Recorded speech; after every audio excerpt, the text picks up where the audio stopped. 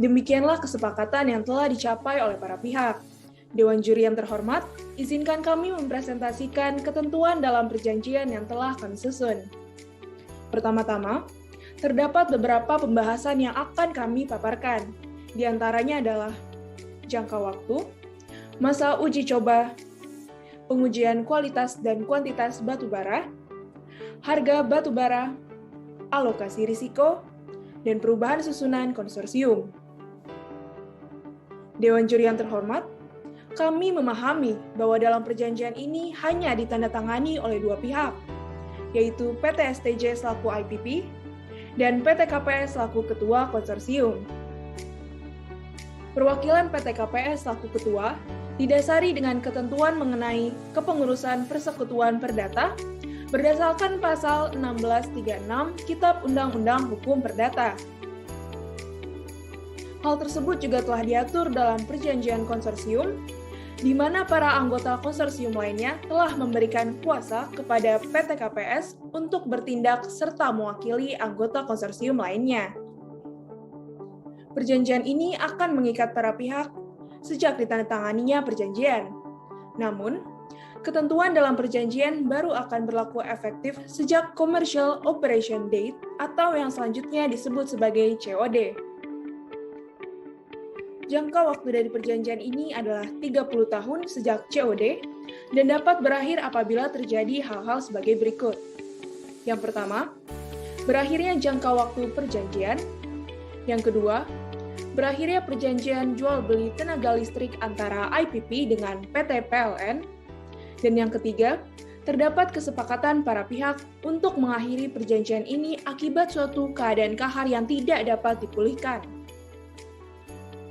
Beralih kepada pembahasan mengenai uji coba, memiliki penjelasan bahwa sebelum memasuki tanggal COD, konsorsium dapat melakukan kegiatan uji coba guna memastikan bahwa prosesi pengiriman batu bara pada masa COD akan berjalan dengan lancar dan sesuai dengan keinginan IPP. Masa uji coba memiliki beberapa ketentuan, yang diantaranya adalah: pertama, apabila konsorsium berhasil melaksanakan pengiriman sesuai dengan kesepakatan, maka IPP wajib membayar harga dasar batu bara sesuai dengan total jumlah yang berhasil dikirimkan. Namun, apabila sebaliknya konsorsium tidak berhasil melakukan kewajibannya pada masa uji coba, maka segala kerugian yang timbul akan sepenuhnya menjadi tanggungan konsorsium.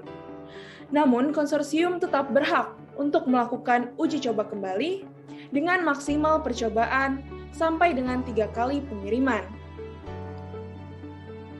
Dalam hal pengiriman uji coba batu bara, mendapatkan hasil bahwa konsorsium sama sekali tidak dapat memenuhi kualitas, spesifikasi batu bara, maupun komitmen kuantitas yang telah ditetapkan, maka IPP berhak membatalkan perjanjian ini secara sepihak tanpa mengikuti ketentuan pembatalan sebagaimana yang diatur dalam pasal 20 perjanjian ini.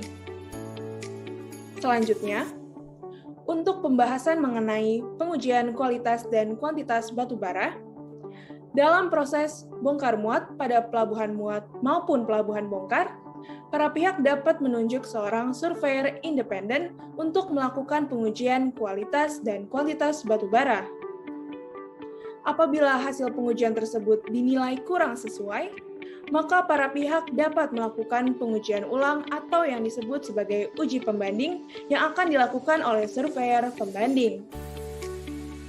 Hasil pengujian tersebut akan mempengaruhi harga final batu bara yang akan dibayarkan oleh IPP kepada konsorsium.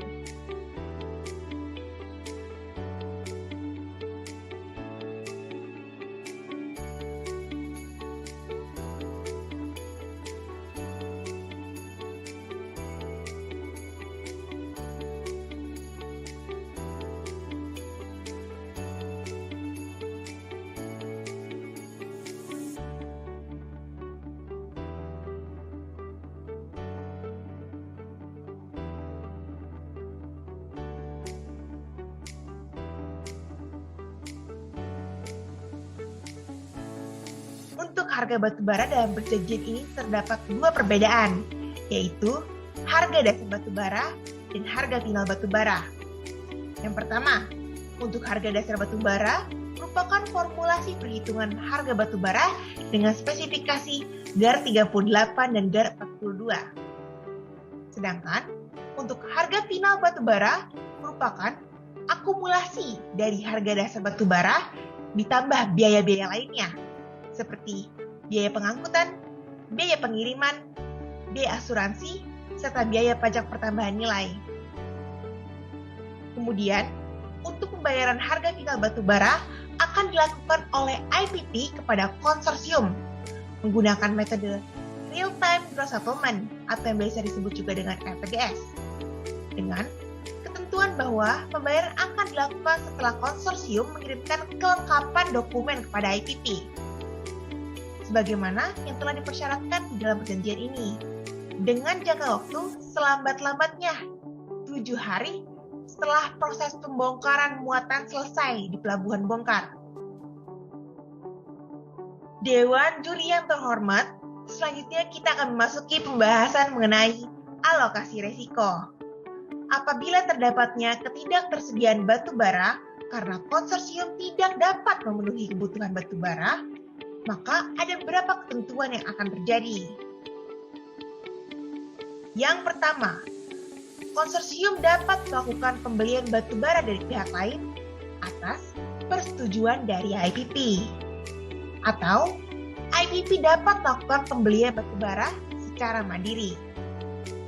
Kemudian, untuk perubahan tanggal COD, dalam hal percepatan COD, maka konsorsium berhak atas biaya intensif sebesar 25% dari harga dasar batu bara.